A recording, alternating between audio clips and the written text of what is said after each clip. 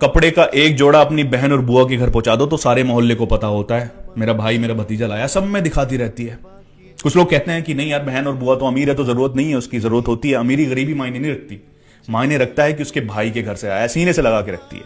जब उसके घर जाते हैं ना हम, तो सच में एहसास होता है कि हाँ हम मेहमान हैं। इतनी खुशी उसके चेहरे से दिखती है। मैं दुआ करता हूं कि भाइयों के चेहरे पर भी बहनों के आने पर इतनी खुशी हुआ करे। सारे मोहल्ले को पता चलता है कि उसका भतीजा आया है। कहीं कामयाब अगर हो गया ना तो फिर गांव में, अब तुम्हारे गांव में बाद में पता लगेगा, पहले उसके गांव में पता लग जाएगा कि हाँ उसका भतीजा कामयाब हुआ है। इतनी खुश होती है वो। दुआएं, शायद वो दिल से दुआएं, जो बहनें, शायद मैं कहता हूं शायद बहनें जो होती है ना अपने हस्बैंड के लिए भी इतने दिल से दुआएं नहीं करती होंगी जितनी भाइयों के लिए करती हैं।